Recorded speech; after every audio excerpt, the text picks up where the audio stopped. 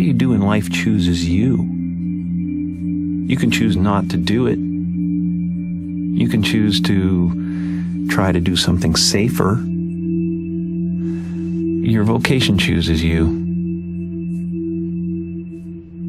When I really started painting a lot, I had become so obsessed that there was nowhere to move in my home. Paintings were everywhere.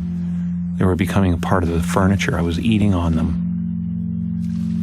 I found myself looking around at one point at a really bleak winter in New York, and it was just so depressing, and I think I needed color.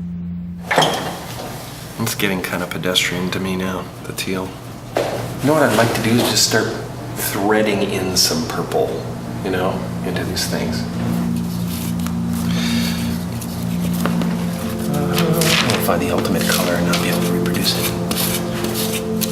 You can tell what I love by the color of the paintings. You can tell my inner life by the darkness in some of them, and you can tell what I want from the brightness in some of them. It's 5 a.m. So I'm making a little more progress now. It's really kind of cool what happens with these things, because you really don't know what a sculpture or a painting totally means. You think you do. Most of the time I start out with a plan, and then, like a year later, I'll realize that the painting was telling me what I needed to know about myself a year before. I think what makes someone an artist is they make models of their inner life. They make something physically come into being that is inspired by their emotions or their needs or what they feel the audience needs. I like the independence of it.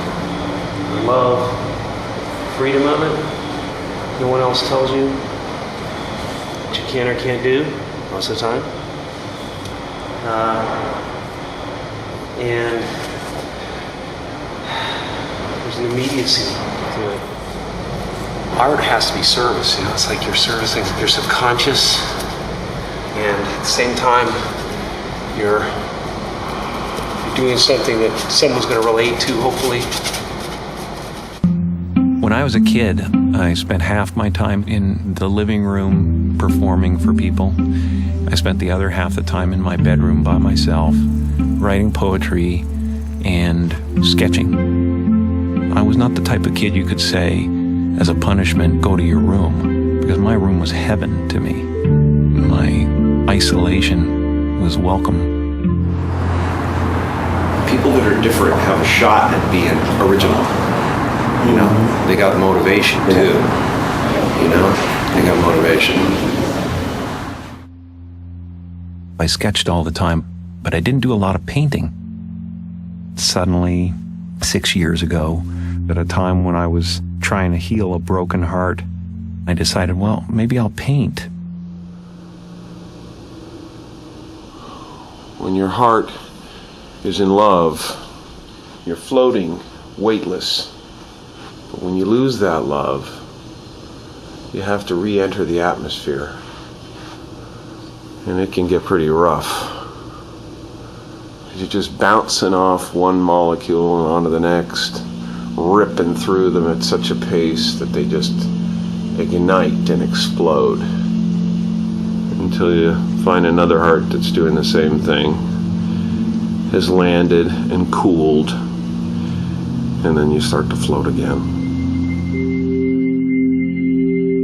The energy that surrounds Jesus is electric.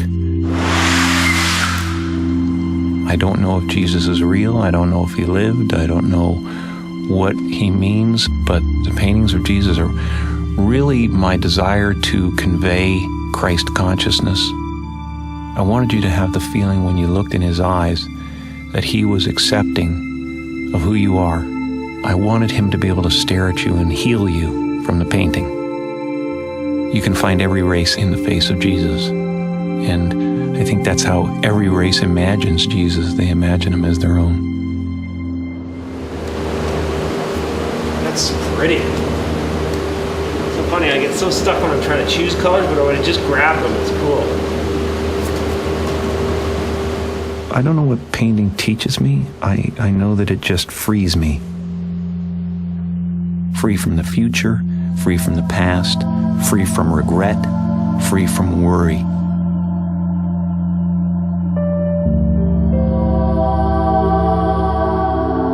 Something inside you is always telling a story. I believe every single thing that you see and hear is talking to you.